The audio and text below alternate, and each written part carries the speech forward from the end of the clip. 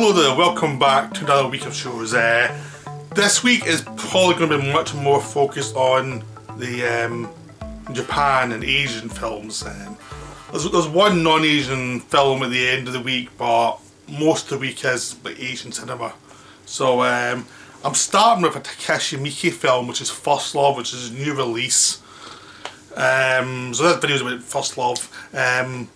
This was released, I think it was last year in America and this year in the UK. It's been released on the cinema, it's now released in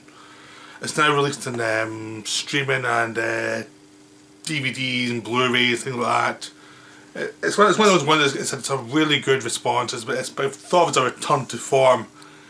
To me, it's a wonderful film, but as a typical Miike film. I don't keep up on every Miike film, but this one feels like a Miike film. This one feels like it's got eccentricities, but it also has concerns for plot and character. But something's not done in the most conventional way. You know, Miike does things his own way. He does. He's not really into eccentric. He's into eccentric rather than explaining a conventional, easy to digest way. He likes to point out the absurdity of the story he's telling, but still be within the story and allow the story to flow, but also point out how absurd some of the stuff is, how silly some of it is. He's not above that. He likes eccentric stories that are a bit weird.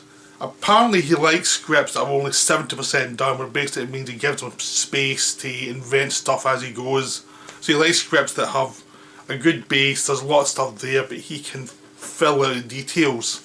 Sometimes it means the script can go a bit wrong, and sometimes, like in Terra Farmers or Terra for Mars or whatever, it's a really eccentric story. I've done a video on that one, and I could have done with a slightly more developed script, even though I thought it was a lot of fun.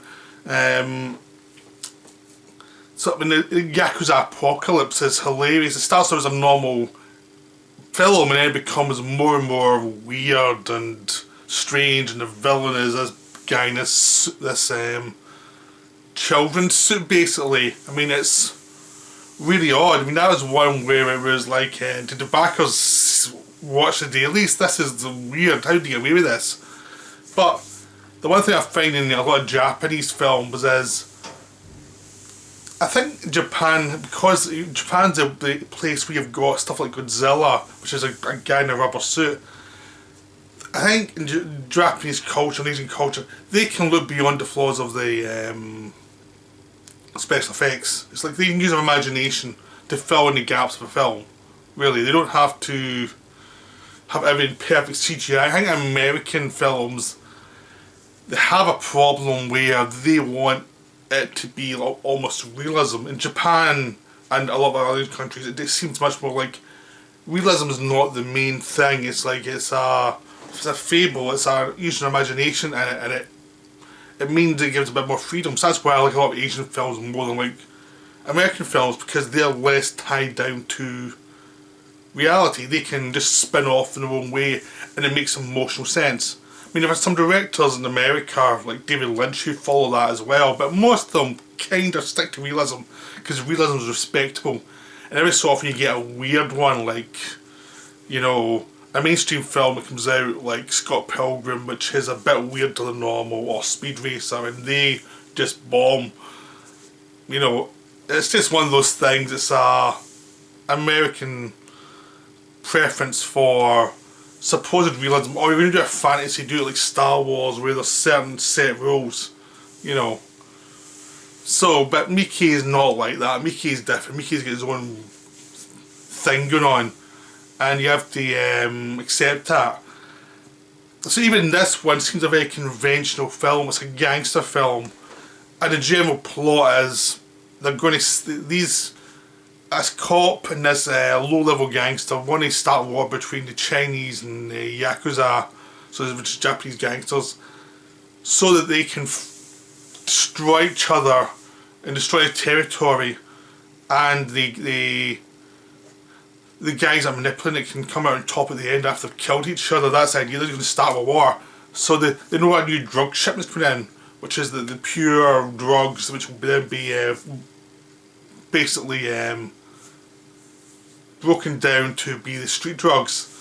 It's coming in, and they decide to steal it and blame someone, blame a patsy, have a patsy there, and create enough distrust between the people that they're going to fight each other. So the patsy they choose is this girl who was a normal girl whose father got into debt, and he sold her to these gangsters, these yakuza, to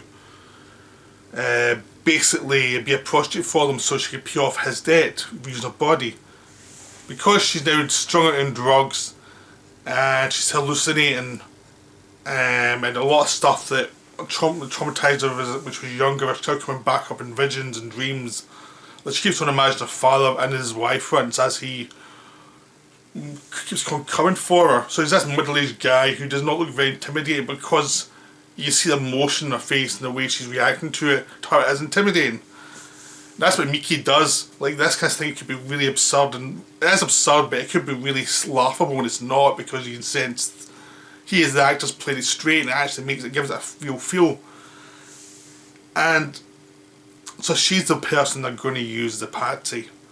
And unfortunately for them, everything goes wrong. Everything can go wrong goes wrong, and with a mix of people, they make a plan that relies on people behaving the way they should, and people being incompetent. And because some people are just incompetent, it all goes to hell, and other people intervene. So basically, it just goes wrong. It goes completely wrong, and the people try to do this thing, aren't as smart or as cold-blooded as they think they are. They think they're clever, but they're not that clever. They're just low-level people dealing with others who are probably smarter than they are. But they're very entertaining to watch as they plot and as they cause havoc. So basically, the big thing that goes wrong is something unrelated to what they see as their world. Is this boxing kid who's very apathetic. The only thing he knows how to do is box, but he doesn't really feel enthusiasm for it. It just is something he can do, and he's had a hard time with it. He's abandoned as a child, and he's a hard time engaging with life. He just feels wrong, and then suddenly at one point in a boxing match he's knocked down, and he just collapses, and people think maybe there's something wrong with him, and he goes to the doctor and turns out there's a tumour in his brain. So he's months to live, and he figures to hell with it. When this girl's getting chased by a cop who's trying to set her up, he punches a cop out and lets the cop just be knocked out. And he takes the girl, he helps the girl, even though he doesn't really want to. There's some part of him says to help him die anyway, another part of it is just kinder than he likes to let on. So he tries to help the girl get home, and he starts sauntering away. And because they do that, that's one little interaction. Because the girl ran from the guy trying to take her to be killed, that caused a train reaction where everything suddenly went wrong. There's another guy who was meant to kill the girlfriend of the dealer, and this girlfriend was one of the people who were holding the Monica character hostage to be a prostitute for them.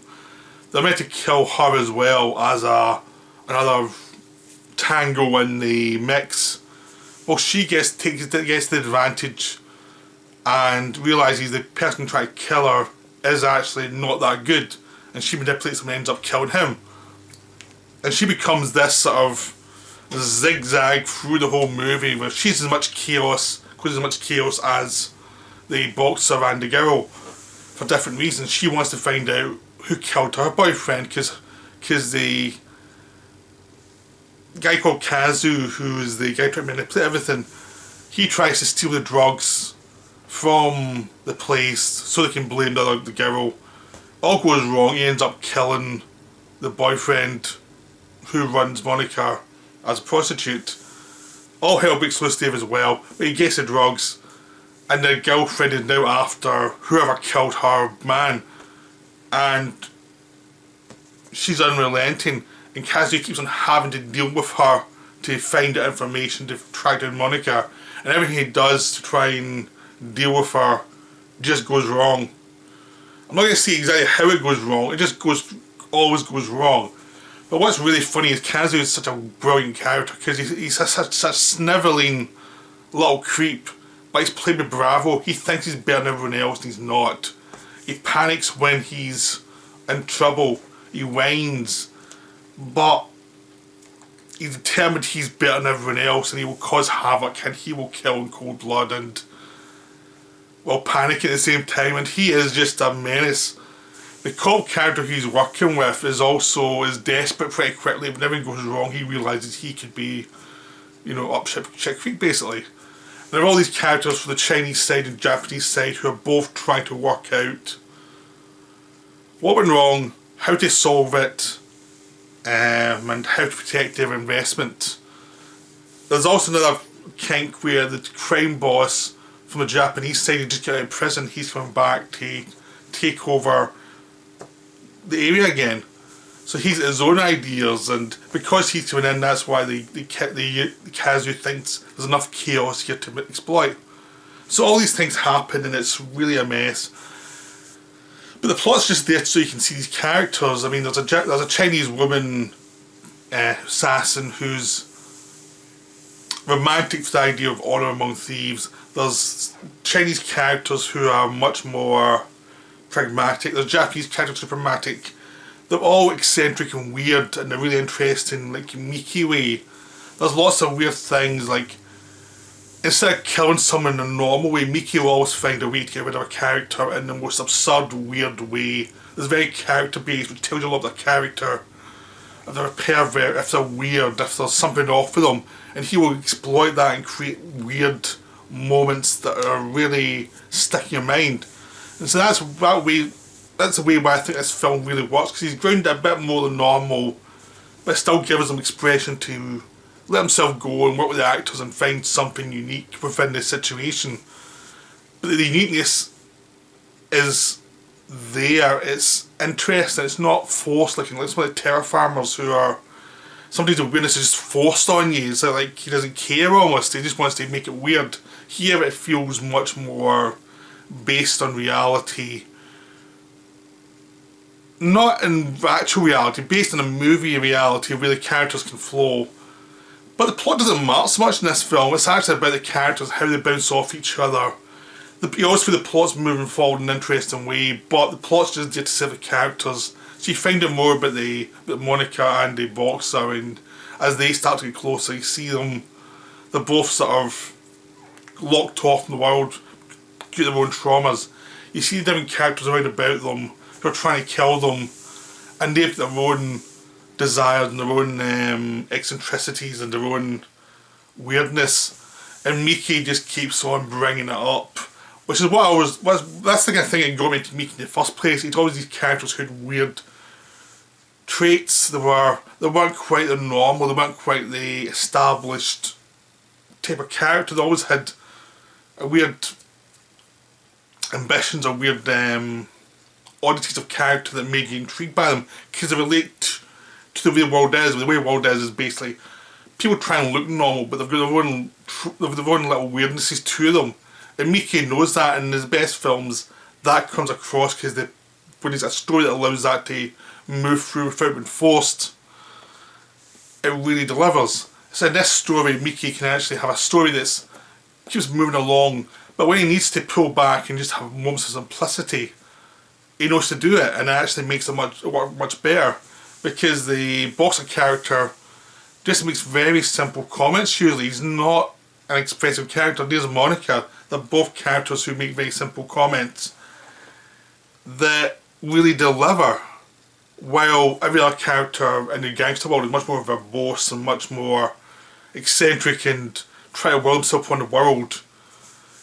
Placing them against these more simple characters really make it work, because you have a dynamic that just plays off each other and it keeps the chaos flowing. It always keeps it interesting, and it gets more and more entertaining. And as the film goes on, Miike is allowed to do more and more of his trademark weird violence and weird graphics, but he always pulls it back to a simple story of these two young people trying to survive in a world that's absolutely insane.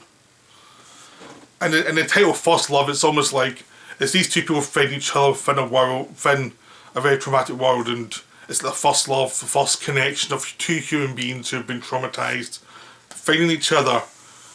So it becomes a nice little metaphor for what the film is, which is, you know, connection.